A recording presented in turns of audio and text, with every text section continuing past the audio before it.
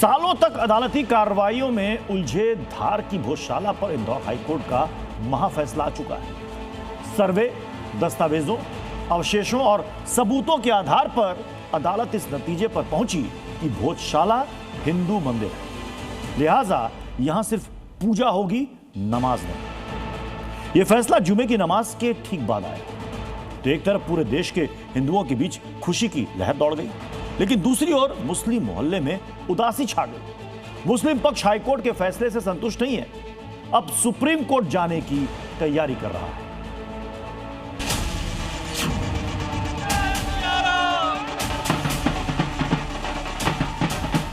करोड़ों हिंदुओं के उत्सव का दिन है, सालों की अदालती तपस्या पूरी हुई है। वंदे जग जननी वंदे। इस दिन के इंतजार में शहीद आत्माओं के सुकून का दिन है। जिन्होंने लड़ाई लड़ी है, जो आज इस दुनिया में नहीं है, उनके फोटो देख लीजिए। उनका एजेंडा यही था कि भोजशाला वापस चाहिए। धार की गली गली में जय सिया राम गूंज रहा है। शहीद हुए थे और कई माता और बहनों ने कई दिनों तक जेल देखी थी, उसके बाद ये परिणाम देखने को मिला है। 26 तक के जो संघर्ष के परिणाम का दिवस है, आज खुशी मनाई जाएगी। होली दिवाली साथ मनाई जाएगी। आज जुमा है और आज ही इंदौर हाई कोर्ट ने बरसों से सरकती फाइल पर हिंदुओं के पक्ष में फैसला सुना दिया। भोजशाला मंदिर है, कमाल मौला मस्जिद नहीं। आज भोजशाला के केस में ऑनरेबल इंदौर हाईकोर्ट का बहुत ही ऐतिहासिक फैसला आया है, जिसमें ऑनरेबल इंदौर हाईकोर्ट ने जो एएसआई का 7 अप्रैल 2003 का ऑर्डर है उसको पार्शली क्वैश किया है और हिंदू समाज के लोगों को वहां पे पूजा पाठ का अधिकार दिया है। कोर्ट ने भोजशाला कॉम्प्लेक्स को राजा भोज का माना है, एक सरस्वती स्कूल माना है लर्निंग का। सनातनी मोहल्ले में जश्न है, लेकिन मुस्लिम मोहल्ले में जुमे के दिन आए कोर्ट के फैसले के बाद उदासी है। हाईकोर्ट के फैसले को सुप्रीम कोर्ट में चैलेंज करने की तैयारी है। बिल्कुल यकीनन मुस्लिम पक्ष सुप्रीम कोर्ट जाएगा और सभी से अपील करते हैं अमन चैन बनाए रखें। इंदौर हाईकोर्ट के ऐतिहासिक फैसले के मुताबिक भोजशाला परिसर वाग्देवी मंदिर है, हिंदू पक्ष को पूजा अर्चना का अधिकार है। भोजशाला का मूल स्वरूप संस्कृत शिक्षा केंद्र का था। कोर्ट को एएसआई सर्वे और वैज्ञानिक निष्कर्षों पर भरोसा है। एएसआई की सर्वे रिपोर्ट, ऐतिहासिक दस्तावेज, स्थापत्य अवशेष बता रहे हैं कि भोजशाला वाग्देवी का मंदिर है। हाईकोर्ट के फैसले के पहले ही मुस्लिम पक्षकार अदालती फैसले को संदेह की नजर से देखने की ठान चुके थे। तैयारी पहले से कर चुके थे कि हाईकोर्ट का फैसला जो भी आए उसे नकार देना है। कोर्ट का फैसला मानेंगे? हाईकोर्ट का फैसला का सम्मान है, लेकिन हमारे जो अगर आर्गूमेंट के बाद भी खिलाफ आए तो सुप्रीम कोर्ट जाएंगे। जुमे का दिन था, हजारों नमाजी भोजशाला परिसर पहुंचे थे। मामला बेहद संवेदनशील था, लिहाजा मोहन फोर्स ने 9 लेयर का सिक्योरिटी इंतजाम किया था। इस वक्त यहाँ पर पूरी तरीके से तैनात है। जहाँ तक देखेंगे तो अलग अलग जो बटालियन से अलग अलग जो जवान है, जो एकदम ट्रेंड जवान है, वो यहाँ पर तैनात कर दिए गए। मेरे पीछे एकदम भोजशाला है और ये भोजशाला की सुरक्षा इस वक्त 9 लेयर की है। अब सवाल है कि मुस्लिम पक्ष जिसे कमाल मौला मस्जिद बता रहा है, कोर्ट ने मुस्लिम पक्ष को क्या कहा है?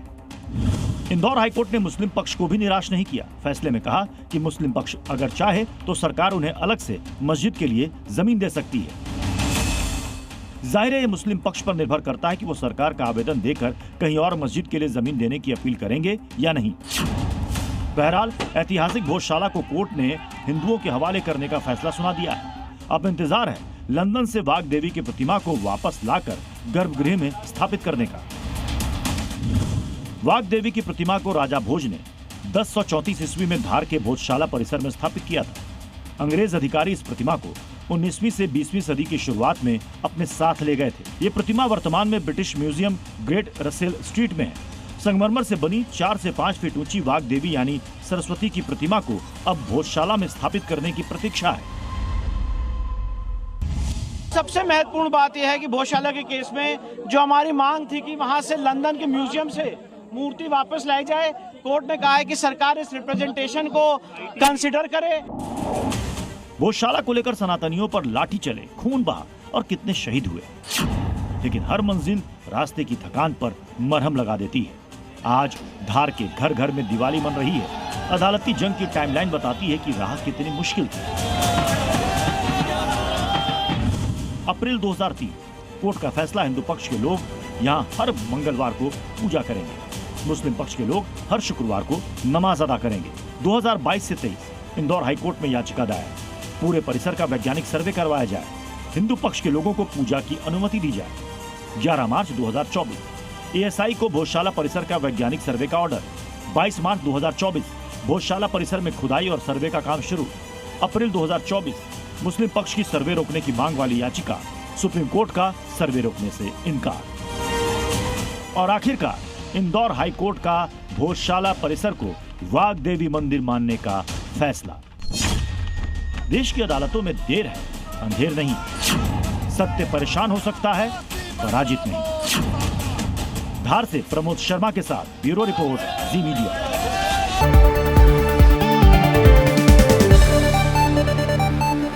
यूपी में कट्टरपंथी गैंग को लाइन पर लाने के लिए सीएम योगी ने कई फॉर्मूले तय कर रखे हैं। अब उन्हीं फॉर्मूलों का इस्तेमाल बंगाल में शुभेंदु अधिकारी भी कर रहे हैं। यानी बंगाल में सत्ता बदलने के साथ अब हालात और जज्बात भी बदलने वाले हैं। इसकी शुरुआत आज जुमे के रोज से होगी। जिस कोलकाता में दशकों से भाईजान सड़क को अपनी प्रॉपर्टी समझकर उस पर नमाज पढ़ते आ रहे थे, अब नए सीएम शुभेंदु अधिकारी ने उस रवायत को बदल दिया। देखिए रिपोर्ट।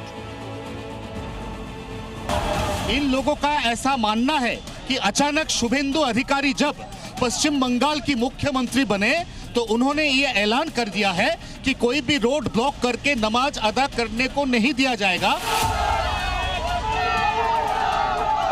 नमाज का बात है, नमाज तो अभी बाहर नहीं पड़ेगा, ठीक है चलो हटाओ।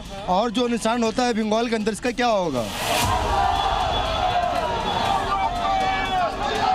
रोड पे नमाज पढ़ने की जो मांग है, उस मांग को लेकर यहाँ पे राजा बाजार क्रॉसिंग, यहाँ पे रोड ब्लॉक किया गया। महज 10-15 मिनट के लिए फुटेज है हमारे पास। मस्जिद पर स्पीकर की आवाज लाउड नहीं, खुले में पशुओं की कुर्बानी नहीं, सड़कों पर नमाज अदा करने की इजाजत नहीं। शुभेंदु सरकार के इन 3 फैसलों ने दशकों से बंगाल में जड़ें जमाए बैठी तुष्टीकरण वाली सियासत की नींव को हिलाकर रख दिया है। कट्टरपंथी गैंग में खलबली मच गई है। इसकी मिसाल कोलकाता में जुमे की नमाज पर साफ साफ दिखाई दी, जब राजा बाजार इलाके में सालों से सड़क पर नमाज पढ़ते आ रहे मियां भाई को इस बार ऐसा करने से रोक दिया गया। में पहली बार कोलकाता में नाखुदा मस्जिद के बाहर नमाज नहीं पढ़ने दिया जा रहा है। ये कोलकाता पुलिस की तरफ से यहाँ पे बहुत ही हाई अलर्ट है कि रोड पे नमाज नहीं पढ़ा जाए। तो बहुत जमानत है, यहाँ पर नमाज होते आया बाहर में। आज एक जालिम बादशाह भाई दिया है और ये लोग कानूनी शुभेंदु अधिकारी वजियाला है, उन लोगों ने बोला कि नमाज बाहर में नहीं होगा, तो नहीं होगा हम लोग डबल नमाज पढ़ेंगे। हम लोग तो मस्जिद में जब वो हमला करेगा, नमाज पढ़ने नहीं देगा, अंदर जाने चले ऊपर हम लोग फिर मामला बढ़ाया जाएगा। ठीक है, वक्त आएगा फिर देता जाएगा। वक्त का इंतजार कीजिए, हालत का इंतजार कीजिए। सड़क पर नमाज पढ़ने से रोके जाने पर भड़के मियां भाई जाम लगाकर नारेबाजी करने लगे, हंगामा करने लगे।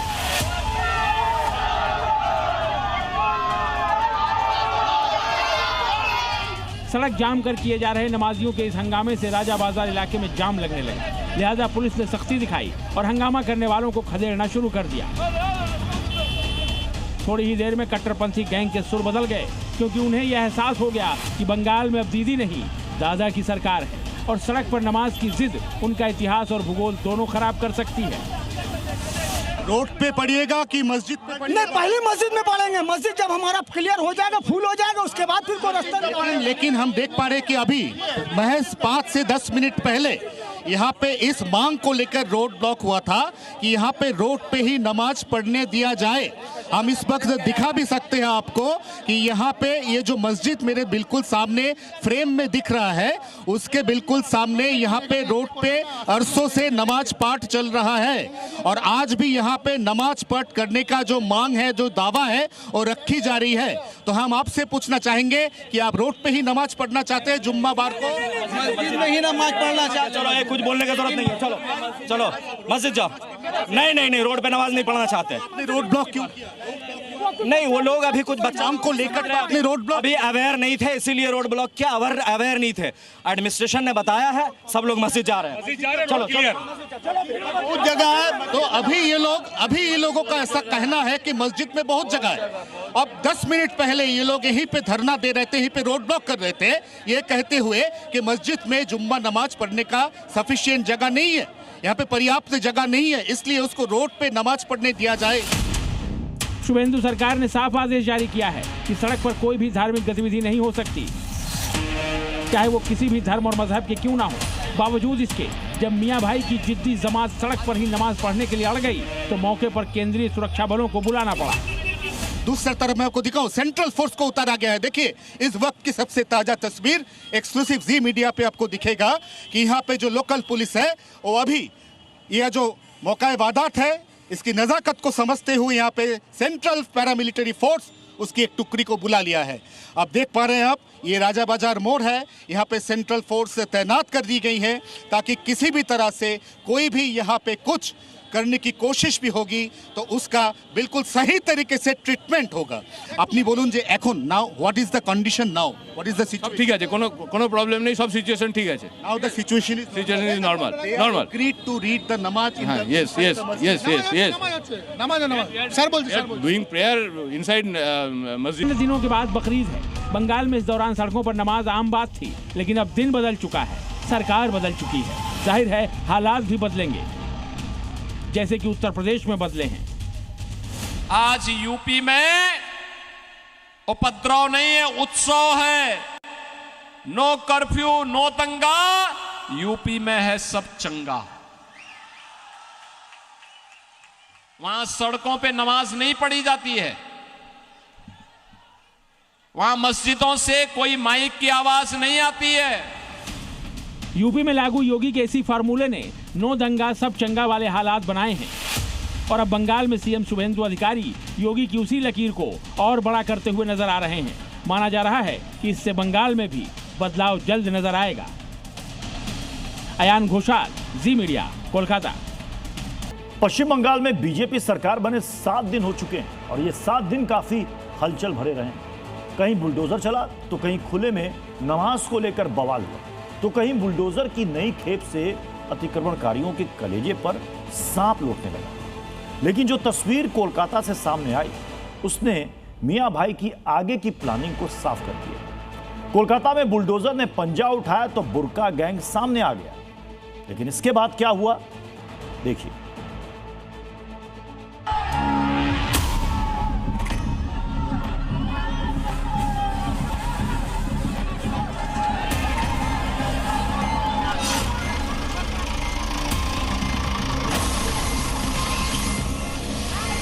उनका घर तोड़ा गया और वो लोग कल से कहाँ जाके रहेंगे?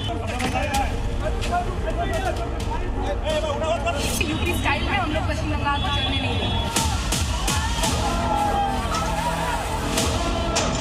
जिन्होंने भी इलीगल घर बना रखे हैं, कंस्ट्रक्शन कर रखा है, मॉल बना रखे हैं, सरकारी जमीन पे कब्जा कर रखा है, अपने से तुलवा लो, वो ज्यादा अच्छा होगा। 2 तस्वीरें, दोनों शुभेंदु अधिकारी के बंगाल की। दोनों तस्वीरों में एक चीज कॉमन है, वो है बुलडोजर। पहली तस्वीर राजधानी कोलकाता की है, जहां बुलडोजर अतिक्रमण को हटाने पहुंचा तो बवाल खड़ा हो गया। और दूसरी तस्वीर सिलीगुड़ी की है, जहां अवैध कब्जाधारियों के इलाज के लिए बुलडोजरों की पूरी खेप पहुंच गई। अब केवल एक जिले या शहर में नहीं, पश्चिम बंगाल के कोने कोने में अवैध निर्माण पर बुलडोजर चलेगा।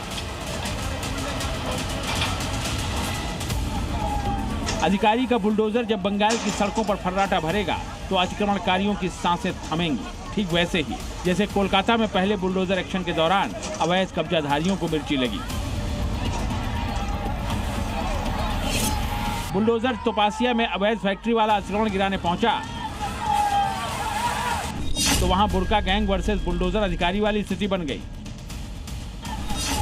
बुलडोजर को सामने देख बंगाल की बुर्का गैंग सड़क पर उतर आई। वहां तैनात फोर्स से आमना सामना करने को तैयार हो गई। दोनों तरफ से झड़प के हालात बने। बुर्का गैंग ने बैरिकेडिंग को हटाने की कोशिश की, लेकिन बुलडोजर जिस मिशन पर वहां पहुंचा था उसे पूरा करके ही लौटा। सिर्फ ये दिखाने की कोशिश कर रही है कि हम लोग इलीगल कंस्ट्रक्शन तोड़ रहे हैं। इलीगल कंस्ट्रक्शन पहले हुआ ही क्यों था, ये सवाल पूछिए। इस बीच कई अवैध कब्जाधारियों से पुलिस प्रशासन को दो चार होना पड़ा।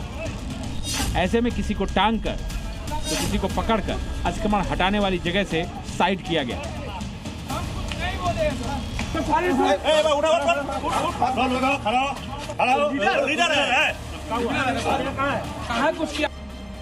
बंगाल में बुलडोजर थमने वाला रुकने वाला नहीं है। यूपी के सीएम योगी आदित्यनाथ तो बंगाल में जीत से पहले ही चेतावनी दे चुके थे कि बंगाल में कमल खिलेगा तो बुलडोजर चलेगा। यहाँ की कला और संस्कृति के साथ, यहाँ के अध्यात्म के साथ, यहाँ की बहन और बेटियों के साथ, यहाँ के नौजवानों के रोजगार के साथ जो भी खिलवाड़ करेगा, उत्तर प्रदेश का बुलडोजर उसको ठीक ढंग से जवाब दे देगा। ममता की तुष्टीकरण की राजनीति के सहारे जितने अवैध निर्माण खड़े हुए, नंबर उन सब का आएगा। इसे शुभेंदु की पूरी कैबिनेट साफ कर चुकी है। गैर कानूनी चीज़ों को तोड़ने का आदेश तो सुप्रीम कोर्ट बहुत पहले दे चुकी है, तो अब ये तो करना ही पड़ेगा। जो लोग कानून का शपथ ले रहे हैं, यहाँ पर कानून का शपथ लेकर जो लोग मुख्यमंत्री बने हैं, मंत्री बने हैं, उनको तो सुप्रीम कोर्ट की गाइडलाइन को तो मानना ही पड़ेगा। सोशल मीडिया में एक वीडियो तेजी से सर्कुलेट हो रहा है जिसमें एक दो नहीं बल्कि बड़ी संख्या में बुलडोजर सड़क से जाते हुए दिख रहे हैं। इस वीडियो के सिलीगुड़ी के होने का दावा किया जा रहा है। इस बीच सिलीगुड़ी से बीजेपी सांसद राजू बिस्ता के एक बयान ने अतिक्रमणकारियों के कान खड़े कर दिए हैं। राजू बिस्ता ने दावा किया है कि वो यूपी से 2 दर्जन बुलडोजर मंगवा रहे हैं।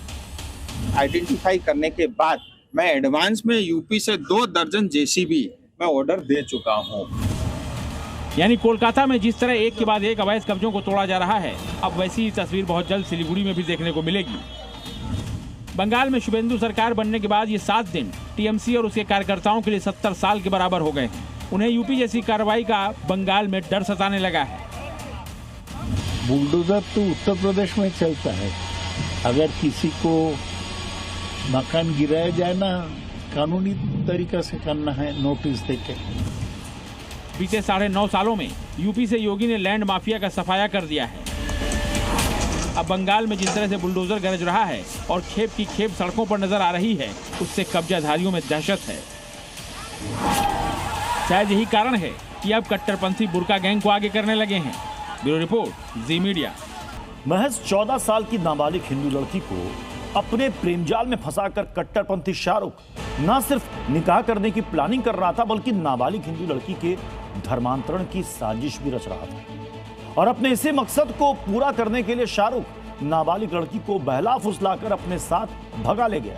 मगर कट्टरपंथी शाहरुख अपने मकसद में कामयाब हो पाता उससे पहले ही योगी फोर्स ने शाहरुख की कट्टरता का बुलेट ट्रीटमेंट कर दिया।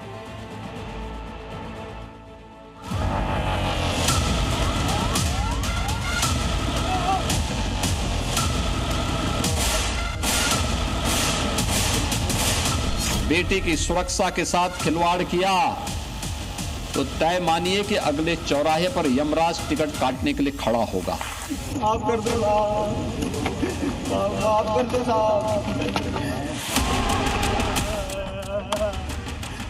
कैमरे के सामने कराते हुए माफी की गुहार लगाना, घड़ियाली आंसू बहाना, सिर्फ और सिर्फ दिखावा, क्योंकि इस आरोपी ने ऐसा संगीन गुनाह किया जिसके बाद योगी राज में माफी मिलना तो कतई संभव नहीं। क्या नाम तेरा? शाहरुख जी। शाहरुख जी, प्लीज बताना क्यों बोल रहा धीरे? शाहरुख जी। शाहरुख नाम है? क्या किया तूने? लगा दो। क्यों? कितने साल की थी? 14 साल की। अब जरा इस आरोपी को गौर से देखिए, इसकी उम्र क्या होगी, ये अंदाजा लगाइए और सोचिए कि इसने महज 14 साल की नाबालिग हिंदू लड़की को अपनी घिनौनी साजिश का शिकार बनाया।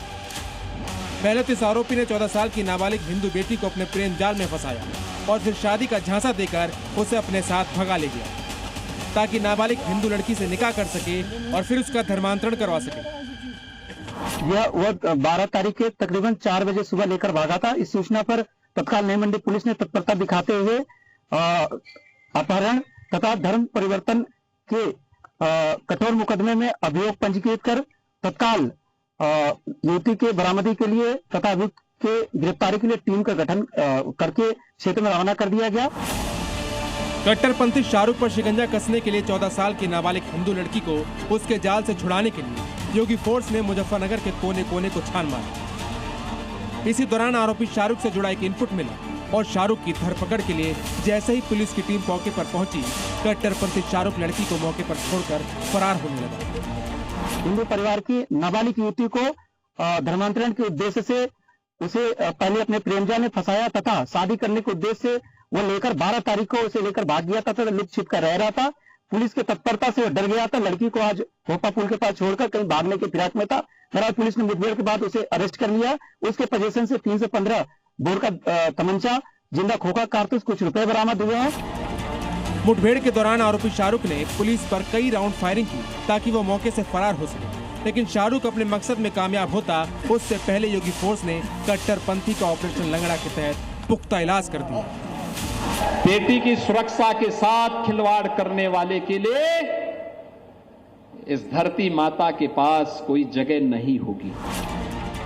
सीएम योगी का मैसेज साफ है, बेटी की सुरक्षा से खिलवाड़ कोई किसी भी तरह करेगा तो बख्शा नहीं जाएगा। लिहाजा योगी फोर्स ने भी शाहरुख का इलाज करने में देर नहीं लगाई और बुलेट इलाज मिलते ही कट्टरपंथी शाहरुख की रूह कांप उठी। उसकी धर्मांतरण वाली साजिशें धुआं हो गई।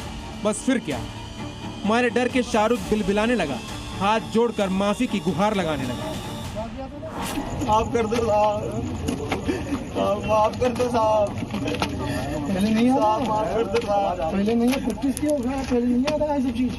माफ कर दो।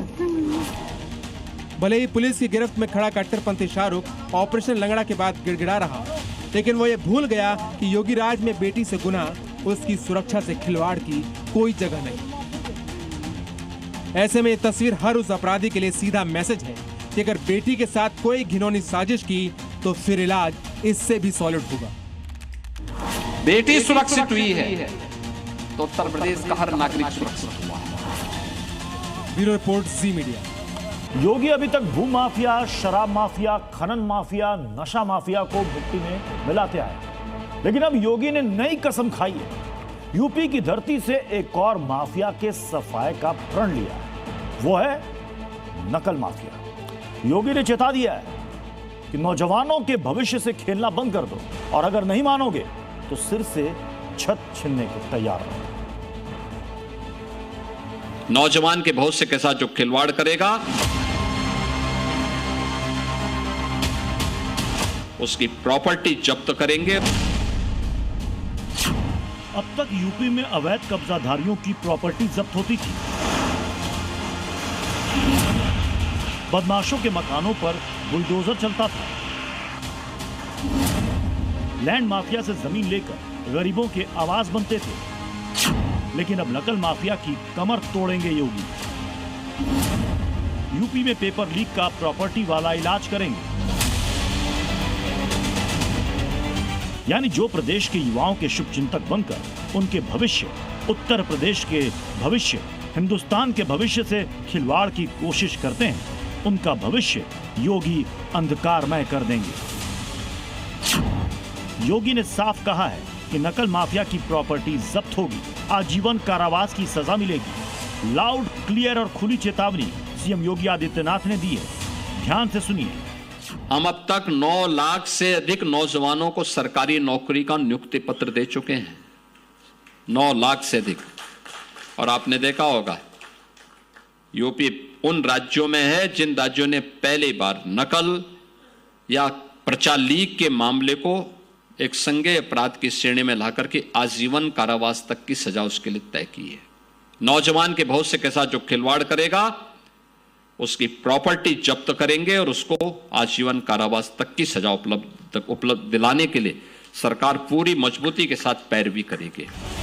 वैसे तो योगी पहले भी नकल माफिया को लेकर अपना रुख साफ कर चुके हैं, एक्शन भी ले चुके हैं, लेकिन इस बार सीएम योगी की चेतावनी में बड़ा मैसेज छिपा है।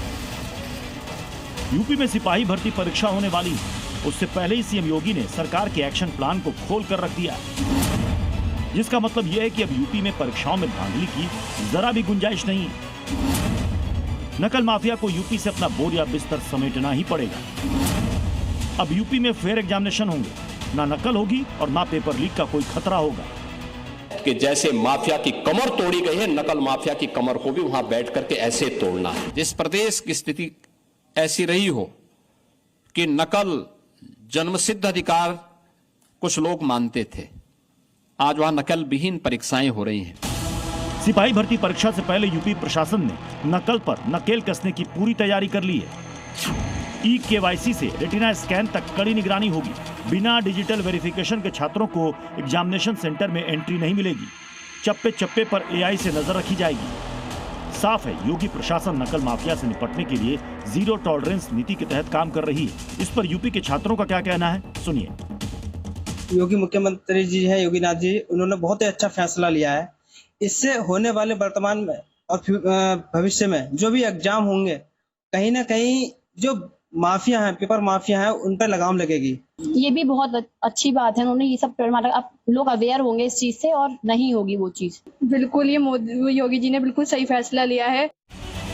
यूपी में योगी राज में पहले भी जिस तरह से एक्शन लिए गए हैं, वो ये बताते हैं कि कोई नकल करता पकड़ा गया तो बख्शा नहीं गया। यूपी सरकार ने परीक्षाओं में नकल और पेपर लीक को पूरी तरह रोकने के लिए उत्तर प्रदेश सार्वजनिक परीक्षा अधिनियम 2024 लागू किया है, जिसमें गैंगस्टर एक्ट, एनएसए और बुलडोजर एक्शन का भी प्रावधान है। यहाँ तक कि आजीवन कारावास तक की भी सजा हो सकती है। स्पेशल टास्क फोर्स कई पेपर लीक रैकेट्स का भंडाफोड़ भी करती रही है। जो पेपर लीक के मास्टरमाइंड पाए गए, उन पर गैंगस्टर्स एक्ट के तहत कार्रवाई की गई। और अब तो योगी ने यह भी कह दिया है कि नकल माफिया के सिर से छत को छीन लेंगे, ताकि उसे ये पता चल सके कि नौजवानों के भविष्य से खिलवाड़ का नतीजा क्या हो सकता है।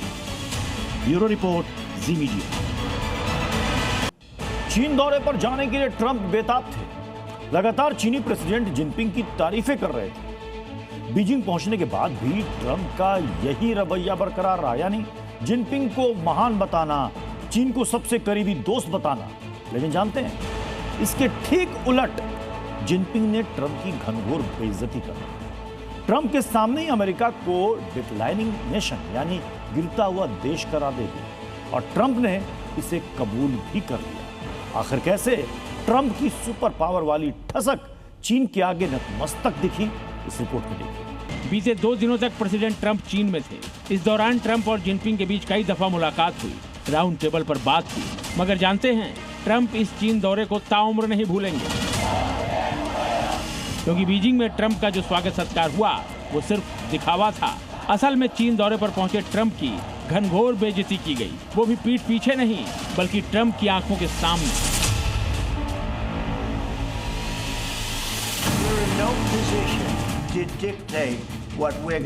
भले ही दुनिया के सामने ट्रंप अपने आक्रामक और बेबाक कूटनीतिक रवैये के लिए जाने जाते हैं, भले ही ट्रंप ने कैमरों के सामने दुनिया के कई जाने माने राष्ट्राध्यक्षों पर तीखे जुबानी हमले किए हों, कई मौकों पर सार्वजनिक तौर पर जलील किया हो, लेकिन ट्रंप की सारी सुपर पावर वाली अकड़, सारी हेकड़ी जिनपिंग ने अपने मुल्क में बुलाकर उतार दी। जानते हैं कैसे?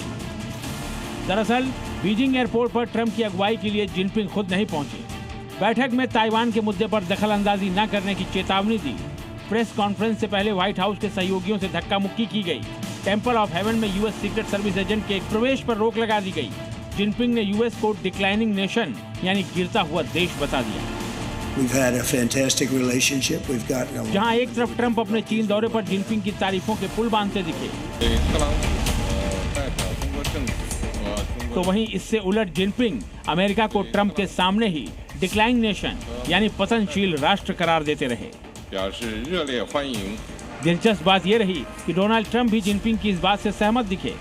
हैरान करने वाली बात यह है कि जिनपिंग के इस बयान के बाद ट्रंप ने अमेरिकी जलालत का ठीकरा पूर्व राष्ट्रपति बाइडेन और उनकी सरकार पर फोड़ दिया। लेकिन जिनपिंग ने जिस अंदाज में अमेरिका को गिरता हुआ देश बताया, उसे ट्रंप के लिए बड़ा कूटनीतिक झटका माना जा रहा है। खैर, ट्रंप का चीन दौरा तो खत्म हो चुका है। बीजिंग से वो वाशिंगटन की तरफ रवाना भी हो चुके हैं। लेकिन एक बात तो साफ है कि भले ही ट्रंप 10 साल बाद चीन के दौरे पर गए हों, लेकिन इस बार का चीन दौरा ट्रंप को पूरी जिंदगी याद रहेगा। वो चाहकर भी इस दौरे पर मिले जख्मों को भुला नहीं पाएंगे। ब्यूरो रिपोर्ट, जी मीडिया। क्या ईरान के साथ चीन धोखा करने वाला है? 3 दिन के चीन दौरे पर गए अमेरिकी राष्ट्रपति ने क्या चीन का स्टैंड बदल दिया है? क्या चीन अब ईरान के साथ जंग में अमेरिका के साथ होगा? ये ऐसे सवाल हैं जिस पर चीन ने अपने पत्ते साफ तौर पर तो नहीं खोले, लेकिन अपने बड़बोले अंदाज के लिए कुख्यात डोनाल्ड ट्रंप का दावा यही है। सुपर पावर होने का रौब वैसे तो अमेरिकी राष्ट्रपति डोनाल्ड ट्रंप हर देश के दौरे पर झाड़ते हैं, लेकिन चीन आकर उनका ये रौब और रुआब कारों के काफिले और हाईटेक सिक्योरिटी तक ही सीमित रह गया। चीनी राष्ट्रपति शी जिनपिंग के आगे वो दोस्ती, आपसी सम्मान और ईरान के साथ समझौते की बात एक तरफ कहते नजर आए, जबकि राजनयिक तरीके से बात चीन को करनी चाहिए। लेकिन मीडिया को दिए हर बयान में डोनाल्ड ट्रंप चीन की बात अपनी जुबान से सुनाते नजर आए। एक नमूना देखिए, ये वही ट्रंप हैं जो चीन दौरे पर जाने से पहले कह गए थे कि ईरान मसले पर उन्हें चीन की जरूरत नहीं, क्योंकि ईरान पर उनका पूरा नियंत्रण है। वो ईरान पर डील करने के लिए दबाव बना चुके हैं। अगर वो बैलिस्टिक मिसाइल और परमाणु कार्यक्रम पर अमेरिका की शर्तें नहीं मानते तो ईरान को बर्बाद कर देंगे। लेकिन हकीकत देखिए, शी जिनपिंग से ट्रंप ने ईरान मसले से जुड़ी हर बात की और मुझको लेकर बयान आपने सुन लिया। अब सुनिए परमाणु कार्यक्रम को लेकर जिनपिंग से हुई बात, जिसे ट्रंप अपनी जुबान में दुनिया को सुना रहे हैं। जिनपिंग की बात जब अपनी जुबान से सुना रहे थे डोनाल्ड ट्रंप, तब ये भूल गए थे कि वो खुद वहीं मौजूद थे और सब कुछ सुन समझ रहे थे। लेकिन जिनपिंग के चेहरे पर भाव देखिए, ट्रंप की किसी बात से ना तो सहमति है और ना ही कोई दूसरा भाव। लेकिन ट्रंप ऐसा दिखावा कर रहे हैं कि इस दौरे पर ट्रंप ने चीनी राष्ट्रपति को अपने पाले में खींच लिया है। लेकिन सच ये है कि चीनी राष्ट्रपति ने ईरान को लेकर अपना कोई पत्ता नहीं खोला। चीन ने कह दिया कि वो ईरान से तेल मंगाता रहा है और आगे भी मंगाता रहेगा। जहां तक हॉर्मुज के खोलने का सवाल है, तो इसे खुला रहना दुनिया के लिए अच्छा रहेगा। शी जिनपिंग ने कहा कि अगर मैं किसी तरह मदद कर सकता हूं, तो मैं मदद करना चाहूंगा। चीन बड़ी मात्रा में ईरानी तेल खरीदता है, इसलिए उसकी भी दिलचस्पी है कि हॉर्मुज खुला रहे।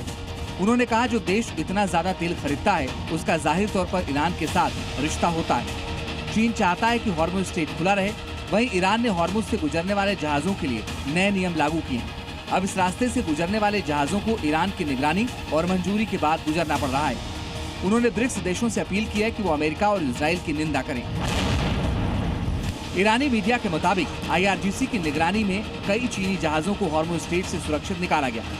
ईरानी विदेश मंत्री अब्बास अराक्ची ने चेतावनी दी कि इजराइल के साथ मिलकर ईरान के खिलाफ साजिश करने वालों को जवाब दिया जाएगा। ईरान के इस स्टैंड के बाद अब सवाल उठता है कि 3 दिन के ट्रंप के चीन दौरे के बाद क्या हासिल हुआ। ट्रंप के मुताबिक चीन ने कह तो दिया कि वो ईरान को सैन्य साजो सामान नहीं दिया, लेकिन क्या तब भी ऐसा होगा जब अमेरिका ईरान पर सिर्फ इसलिए हमला कर देगा कि वो अपना संवर्धित यूरेनियम अमेरिका को नहीं सौंप रहा। दुनिया भर के रणनीतिकारों की नजर में ये ट्रंप के भ्रम के सिवा कुछ भी नहीं। अब की बार ईरान पर अमेरिका का फुल फ्लैश्ड अटैक अमेरिका को कई वजहों से भारी पड़ेगा। मुनीर की फौज बहुत मुश्किल में है। इधर जाते हैं तो बलोच लड़ाके वर्दी देखते ही गोली मार देते हैं, उधर जाते हैं तो टीटीपी वाले बंदूक छीन भून डालते हैं, और शहर में घुसते हैं तो आवाम कायर कायर कहकर चिल्लाती है। पाकिस्तान में सेना की हालत इतनी बदतर हो चुकी है कि हमला होने की सूरत में मुनीर ब्रिगेड भाग खड़ी होती है। मुनीर इसी बुज़दिल फौज के भरोसे हसीन सपने सजाता है। मुनीर के सिर पर मौत नाच रही है। ये 2 हमले सबसे ताजा उदाहरण हैं कि जो बोओगे वही काटोगे। जिन बलोचों को मुनीर टैंक से कुचलने चला था, उसने ही पाकिस्तानी आर्मी का भरता बना दिया। जिस टीटीपी को मुनीर तबाह करने चला था, उसने मुनीर ब्रिगेड की खाट खड़ी कर दी। पाकिस्तान के बलोचिस्तान सूबे में विद्रोहियों के अलग अलग हमलों में 18 सैनिक मारे जा चुके हैं। इनमें से कई हमलों की जिम्मेदारी बलूच लिबरेशन फ्रंट ने ली है। बलूचिस्तान की आजादी के लिए लड़ रही BLO के मुताबिक इसका मकसद था पाकिस्तानी सेना को भारी नुकसान पहुंचाना। बलोच लड़ाकों का यह हमला इतना जबरदस्त था कि मुनीर सेना को संभलने का मौका तक नहीं मिला। बलोच लड़ाकों के एक दस्ते ने जिस चामलांग इलाके को टारगेट किया, यहां पाकिस्तानी सेना का नियंत्रण था। बलोच लड़ाके इस इलाके पर कब्जे के लिए पहले भी हमले करते रहे हैं। बलोच आर्मी का दूसरा हमला बलूचिस्तान के चागई जिले के सैंदक आर्मी पोस्ट पर हुआ। यहां से खनिज ले जा रहे 20 ट्रेलरों और उन्हें सुरक्षा दे रहे पाकिस्तानी सेना के काफिले पर हथियारबंद लड़ाकों ने रॉकेट और दूसरे हथियारों से हमला कर दिया। पाकिस्तान की सेना ने प्रतिरोध करने की कोशिश की, लेकिन बलोच लड़ाकों का हमला इतना तेज था कि पाकिस्तानी सेना ने हथियार डाल दिए।